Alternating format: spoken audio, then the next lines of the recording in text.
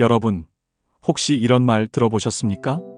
부자가 되기는 쉬워도 부자로 오래 살기는 어렵다. 역사를 돌아보면 돈은 벌었지만 그 부를 지키지 못한 집안이 허다합니다. 그런데 말이죠. 우리나라 역사 속에는 무려 300년 넘게 부를 이어가면서도 백성들과 나누고 나라를 지탱한 집안이 있었습니다. 바로 경주 최부자집이었습니다. 무려 12대, 약 300년 동안 만석군의 부를 이어간 집안이었죠. 만석이란 곡식만석을 뜻합니다. 쌀만 석이면 1만 명이 1년 동안 먹고 살 수 있는 양이에요. 즉, 한 집안이 수만 명을 먹여 살릴 수 있는 엄청난 부였던 겁니다. 그런데 이 집안은 그 부를 자기만의 것이 아닌 모두의 것으로 여겼습니다. 최부자집의 6대 가훈을 보면 왜 최고의 노블레스 오블리주의 표상인지 금방 알 수가 있죠. 첫 번째 가훈, 과거를 보되 벼슬은 진사 이상 하지 마라. 두 번째 가훈, 재산을 모으되 만석 이상 모으지 마라. 세 번째 가훈, 흉년에는 땅을 늘리지 마라. 네 번째 가훈, 과객을 후하게 대접하라. 다섯 번째 가훈, 사방 백리 안에 굶어 죽는 사람이 없게 하라. 여섯 번째 가훈, 시집온 며느리는 3년간 무명옷을 입게 하라. 여러분, 어떠십니까? 지금 들어도 놀라울 만큼 사회적 책임을 강조하는 정신 아닙니까? 실제로 최부자집은 흉년이 들면 곳간을 열었습니다. 조선시대 흉년이 들어 굶어 죽는 백성이 속출할 때가 있었습니다. 쌀을 풀어 굶주린 이웃을 먹이고 빚에 허덕이는 농민들에게는 땅을 빼앗지 않았습니다. 사방 백리 안에 굶어 죽는 사람이 없게 하라는 가훈을 지키기 위해서 말입니다. 그래서 굶주린 백성들이 집 대문 앞에 오면 쌀자루를 내어주었죠. 더 놀라운 건 돈을 갚지 않아도 된다고 한 경우가 많았습니다. 여러분, 상상해보세요. 자기 재산을 지키려는 게 인간의 본능인데 오히려 나누며 가난한 사람들을 살렸다는 거죠. 이게 바로 진짜 부자의 품격 아닐까요? 조선 말기 경주 최부자집에는 이미 곡식만석이 있었습니다. 그런데 집안 어른이 이런 선언을 했다고 해요. 우리 집은 만석을 넘어서는 재산을 쌓지 않는다. 넘치는 재산은 백성을 위해 써야 한다. 그래서 실제로 만석 이상 모이면 일부를 내어놓고 굶주린 이웃과 나누거나 나라에 바쳤습니다. 보통 부자들은 조금 더 하며 욕심을 부리지요. 하지만 최부자집은 오히려 만석이라는 상한선을 정해놓고 그 이상은 사회에 환원했습니다. 덕분에 사람들은 이렇게 불렀습니다. 최부자집은 돈이 흘러넘쳐도 그 물기를 다시 백성에게 돌려보내는 샘물 같은 집안이다. 원래 흉년이 들면 농민들이 빚을 못 갚아 땅을 빼앗깁니다. 그리고 지주들은 그 땅을 사들여 더 큰 부자가 되죠. 그런데 최부자집은 달랐습니다. 가훈 중에 이런 말이 있어요. 흉년에는 땅을 늘리지 말라. 실제로 최부자집은 빚을 갚지 못한 농민의 땅을 빼앗지 않았습니다. 그래서 최부자집 주변 농민들은 오히려 내 땅을 지켜주는 집안으로 여기며 존경과 신뢰를 보냈습니다. 재미난 가훈이 하나 있습니다. 며느리는 3년 동안 무명옷만 입어라. 여러분, 무명은 값싼 천이죠. 그 뜻은 단순한 절약이 아닙니다. 사치하지 말고 검소하게 살며 집안의 정신을 먼저 배우라는 의미였어요. 그리고 그 검소한 마음이 가문의 정신을 이어가는 힘이 되었습니다. 사람이 금을 두르면 번쩍이지만 무명을 두르면 따뜻해진다. 이것이 최부자집의 철학이었습니다. 나라가 위기에 빠졌을 때도 최부자집은 앞장섰습니다. 임진왜란이 일어나자 군량미와 물자를 내어 지원했습니다. 병자호란 때도 전쟁으로 도망친 백성들을 먹이고 재워주며 살려냈습니다. 구한말 의병운동이 일어났을 때는 의병들에게 군자금을 제공했습니다. 일제강점기 독립운동 자금을 몰래 지원해 철저한 감시를 받기도 했습니다. 나라가 어려울 때도 그 정신은 끝내 빼앗기지 않았던 거죠. 돈을 모으는 것보다 나라를 지키는 것이 더 중요하다는 것을 행동으로 보여준 것입니다. 최부자집에는 또 하나 유명한 전통이 있었습니다. 바로 길손을 위한 상석이었죠. 매일같이 낯선 손님을 위해 밥상을 차렸습니다. 낯모르는 나그네가 들어오면 따뜻한 밥을 먹이고 재워주었습니다. 그 덕분에 이런 말이 생겼습니다. 세상 어디서든 굶을 수는 있어도 최부자 집을 지나치면 굶을 수 없다. 부자는 많았지만 이렇게 나누는 부자는 드물었습니다. 최부자 집은 손님에게 신분을 따지지 않았습니다. 양반이든 천민이든 노숙자든 누구에게나 같은 밥상을 내주었습니다. 이는 당시 신분 차별이 심했던 조선 사회에서는 상상조차 하기 어려운 일이었습니다. 사람은 신분이 아니라 배고픔 앞에서 모두 같다는 철학이었죠. 19세기 중반 최현식이라는 집안 어른은 수백 명의 노비를 해방시켰습니다. 그는 이렇게 말했다고 합니다. 너희도 같은 사람이다. 우리 집안은 너희의 땀으로 부자가 되었으니 이제 자유롭게 살아라. 여러분, 조선 후기 사회에서 이런 결단은 혁명적이었습니다. 돈보다 권력보다 사람의 존엄을 앞세운 것이죠. 최부자 집은 자손들이 과거에 급제해도 높은 벼슬을 하지 못하게 했습니다. 왜냐고요? 높은 벼슬에 오르면 권력 다툼에 휘말리고 집안이 망가질 수 있기 때문입니다. 권력보다는 검소와 절제를 선택한 것입니다. 일화 몇 개를 더 소개할게요. 빈 상여를 보낸 이유. 어느 날 경주 최부자 집에서 한 하인이 세상을 떠났습니다. 보통 당시 하인이 죽으면 조용히 묻고 끝내는 경우가 많았습니다. 하지만 최부자 집은 달랐습니다. 상여를 내보내면서 마치 집안의 어른이 돌아가신 것처럼 성대한 장례 행렬을 꾸몄습니다. 마을 사람들은 의아해했죠. 아니, 하인 장례에 왜 이렇게 큰 행렬을 꾸몄단 말인가? 그러자 집안 어른이 이렇게 대답했다고 합니다. 이 집안의 부는 하인들의 땀방울로 쌓은 것이다. 그들의 죽음을 가볍게 여기면 이 집안의 뿌리가 무너지는 것과 같다. 그래서 최부자 집에서는 하인의 장례를 정성껏 치러주고 빈 상여라도 마을을 크게 돌며 사람으로서의 존엄을 지켜주었다고 합니다. 이 이야기는 단순히 부자가 따뜻했다는 것이 아닙니다. 사람을 신분으로 나누지 않고 함께한 사람의 삶과 죽음, 모두 존중한다는 최부자 집의 정신을 보여주는 장면입니다. 과거 시험장에 보낸 쌀자루. 옛날에는 과거 시험을 치르려면 먼 길을 떠나야 했습니다. 가난한 선비들은 길에 오르기도 전에 굶어 쓰러지는 경우가 많았죠. 경주 최부자 집은 이를 알았기에 과거 시험이 열리는 날이면 시험장 근처에 쌀자루를 보내두었다고 합니다. 누구든 배고픈 선비가 오면 밥을 해먹을 수 있도록 배려한 것이죠. 사람들은 물었습니다. 왜 굳이 남의 자식 먹일 쌀을 내주십니까? 그러자 집안 어른이 대답했습니다. 그 선비가 훗날 벼슬에 올라 백성을 이롭게 하면 이는 곧 우리 집이 백성을 이롭게 한 것이 아니겠는가? 단순한 베풀미 아니라 미래를 위한 교육의 가치를 알았던 것이죠. 함께 잘 사는 길 한 사람의 성공이 결국 모두의 번영으로 돌아온다는 믿음이었습니다. 이렇게 해서 경주 최부자 집은 재산뿐만 아니라 지식과 사람까지 키워낸 집안으로 기억됩니다. 과객의 숟가락 장난. 최부자 집에는 매일같이 낯선 나그네들이 드나들었습니다. 집안 규칙이 있었지요. 과객을 후히 대접하라. 어느 날 한 나그네가 밥상에 앉자마자 숟가락을 땅바닥에 툭 떨어뜨렸습니다. 하인들이 얼른 주워주려 했는데 그 나그네가 슬쩍 웃으며 또 떨어뜨리는 겁니다. 이상하게 생각했지만 밥상을 치우지 않고 계속 새 숟가락을 내주었습니다. 그런데 몇 번이나 반복되자 주변에서 수군거렸죠. 아니, 저 사람은 왜 자꾸 숟가락을 버리나? 그러자 최부자 집 어른이 말했습니다.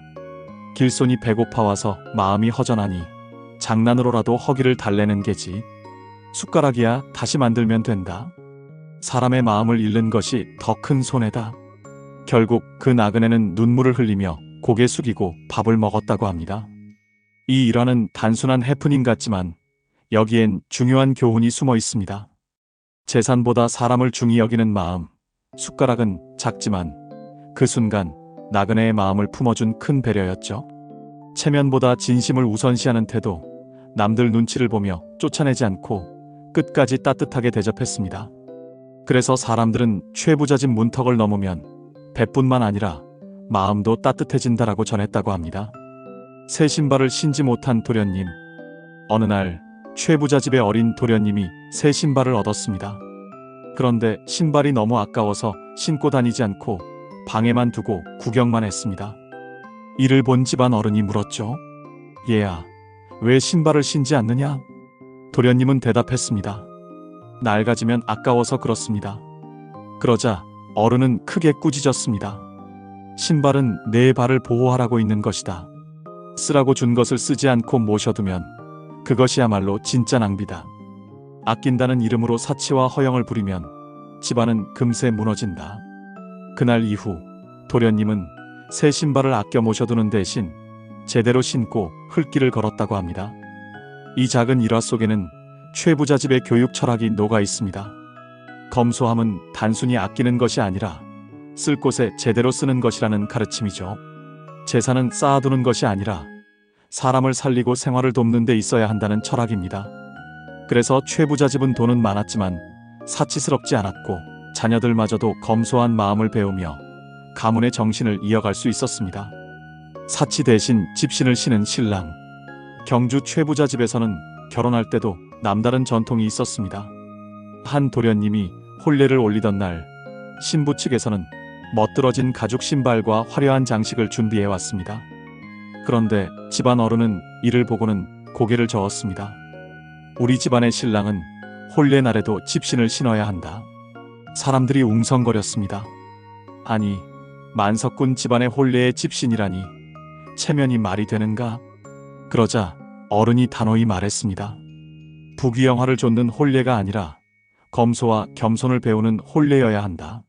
그 사람은 평생 반짝이는 옷보다 땅을 딛는 집신처럼 백성과 함께 살아야 한다. 결국 그날 신랑은 집신을 신고 예식을 치렀습니다. 마을 사람들은 놀라면서도 감탄했죠. 이래서 최부자집이 오래가는구나. 그래서 최부자집은 부자는 많아도 존경받는 부자로 남을 수 있었던 것입니다.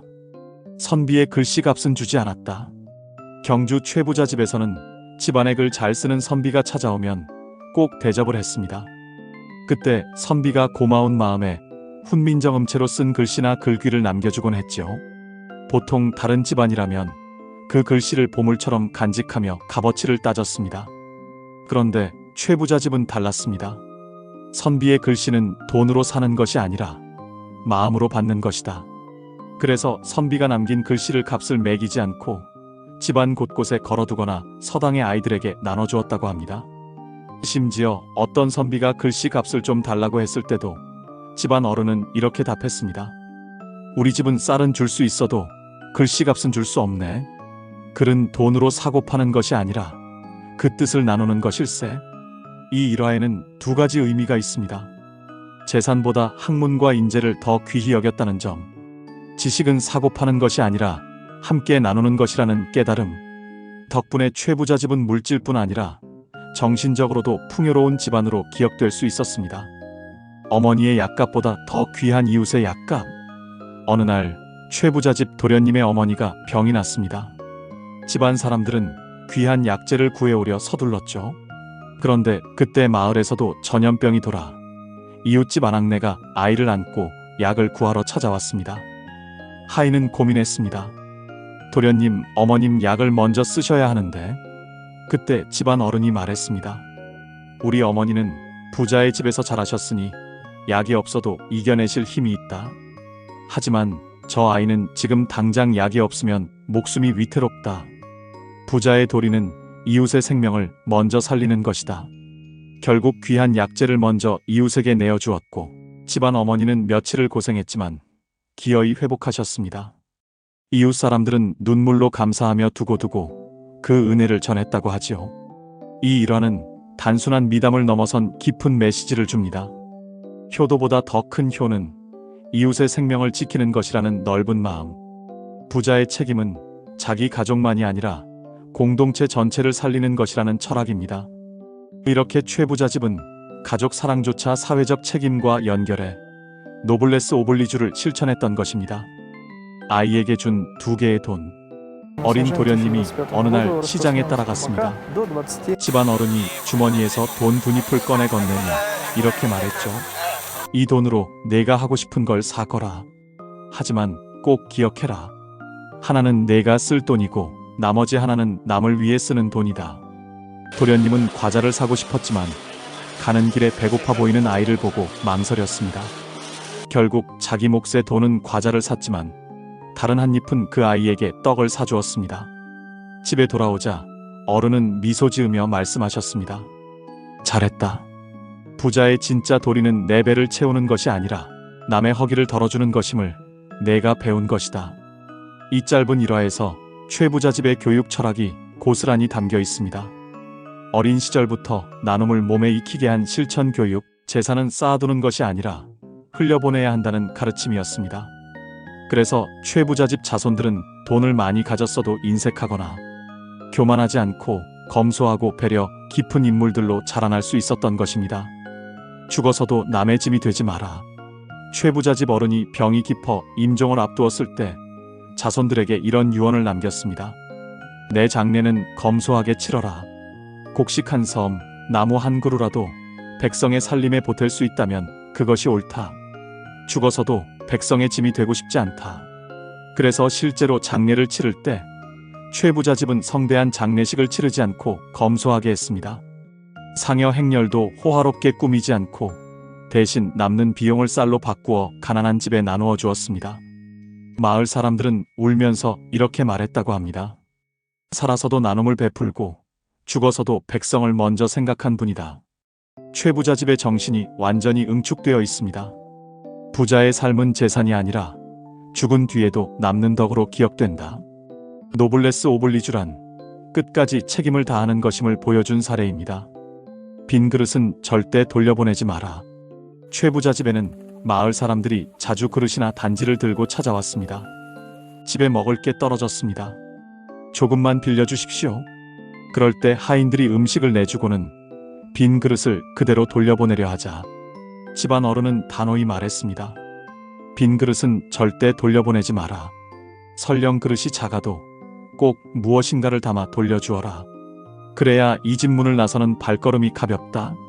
그래서 쌀을 빌리러 온 사람이면 꼭 쌀 한 줌이라도 더 얹어주고 간장 그릇을 빌려온 사람이면 된장이라도 조금 담아주어 돌려보냈습니다. 이 작은 배려에 사람들은 감격했습니다. 최부자 집 문을 나서면 그릇뿐 아니라 마음까지 채워진다. 나눔은 크고 작은 양이 아니라 받는 이의 마음을 채워주는 것임을 보여줍니다. 작은 배려 하나가 사람의 평생 기억 속에 깊이 남는다는 사실을 알려줍니다. 그래서 최부자 집은 단순히 부자로서 존경받은 게 아니라 마을 사람들의 일상 속에서 따뜻한 신뢰의 상징이 되었던 것입니다.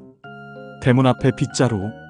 경주 최부자 집 대문 옆에는 늘 빗자루 한 자루가 세워져 있었다고 합니다. 마을 사람들이 궁금해 물었죠. 왜 부잣집 때문에 늘 빗자루가 서 있습니까? 집안 어른이 웃으며 대답했습니다. 가난한 이웃이 새벽에 곡식을 빌리러 올 때 발자국이 남을까 부끄러워한다. 그러니 빗자루로 발자국을 쓸어주어라. 남의 어려움은 남 몰래 도와주는 것이 가장 큰 도리다. 실제로 새벽에 다녀간 이웃의 발자국은 곧장 쓸려 사라졌고 누가 도움을 받았는지 아무도 알지 못했습니다. 마을 사람들은 감탄했죠. 최부자 집은 쌀만 주는 것이 아니라 사람의 체면까지 지켜준다. 참된 나눔은 티내지 않는 것이라는 깨달음, 도움은 베풀되 받는 사람의 자존심까지 지켜주는 배려입니다. 그래서 최부자 집은 단순히 재산만이 아니라 사람의 마음을 세워준 집안으로 기억된 것입니다. 빈 문서를 태워버린 날, 어느 해 흉년이 심하게 들어 마을 농민들이 빚을 갚지 못하고 울상을 짓고 있었습니다. 다들 이러다 땅을 빼앗기고 떠돌이가 되는 것 아닐까 두려워했죠. 그때 최부자 집 어른이 사람들을 불러 모아 곳간 앞에서 두루마리 장부로 된 채무 문서를 꺼냈습니다. 그리고는 이렇게 말했습니다. 올해는 흉년이니 빚을 따질 때가 아니다. 사람이 살아야 땅도 있고 농사도 있는 법이다. 말이 끝나자 그는 그 장부들을 불 속에 던져버렸습니다. 활활 타오르는 불길 속에서 빈 문서가 재가 되어 사라지자 농민들은 눈물을 흘리며 땅바닥에 무릎을 꿇고 울었습니다. 이 은혜를 어찌 잊으리요? 최부자 집은 우리 목숨을 살려주는 집안이다. 재산보다 사람을 살리는 것이 먼저다라는 원칙, 돈으로 얽어매는 관계가 아니라 마음으로 맺는 신뢰가 더 오래간다는 가르침입니다. 그래서 최부자 집은 단순히 만석군이 아니라 백성들로부터 은인 같은 부자로 불리며 존경을 받았습니다. 소금은 제값만 받는다. 옛날 장터에서는 장사꾼들이 소금을 비싸게 팔아 큰 돈을 벌곤 했습니다. 특히 가뭄이나 전쟁 같은 때에는 소금값이 치솟아 보통 사람들은 감히 사 먹을 수 없었지요. 하지만 최부자 집에서는 달랐습니다. 집안에서 소금을 내다 팔 때는 이렇게 했습니다. 어떤 때라도 소금은 제값만 받는다. 백성의 밥상에 오를 기본은 장사꾼의 욕심으로 흔들려서는 안 된다. 실제로 흉년이 들어 소금값이 10배가 뛰어도 최부자 집은 늘 평소 가격 그대로 내놓았습니다. 그래서 백성들은 이렇게 말했습니다. 세상은 다 흔들려도 최부자 집의 소금값은 흔들리지 않는다. 필수품을 이용해 더 큰 부를 쌓지 않고 공동체의 안정을 지킨 지혜입니다. 장사에도 양심이 있어야 오래간다는 교훈이죠. 이 작은 소금 한 줌의 원칙이야말로 최부자 집이 300년 동안 신뢰받을 수 있었던 비밀 중 하나였습니다. 12대 마지막 최부자는 후손들에게 이런 말을 남겼습니다. 우리가 남겨야 할 것은 돈이 아니다. 정신이다. 만석의 재산보다 값진 것은 백성을 위한 마음이다. 결국 그 집안은 재산은 줄어들었지만 정신만큼은 지금까지도 한국인의 마음속에 살아있습니다. 여러분, 최부자 집 이야기는 단순히 오래 부자가 된 기록이 아닙니다. 그들의 이야기는 이렇게 묻습니다. 당신이 가진 것은 당신 것만이 아니다. 이웃과 함께 나누고 나라와 함께 해야 한다.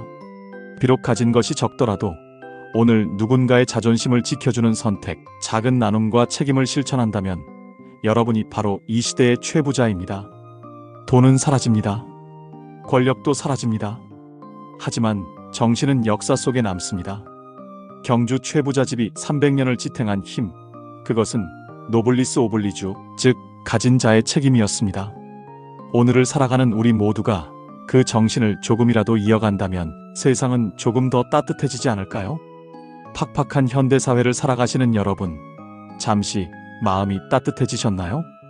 다음에도 더 따뜻한 이야기로 찾아오겠습니다. 마음이 따뜻해지셨다면 구독과 좋아요, 알람 설정 부탁해요. 감사합니다.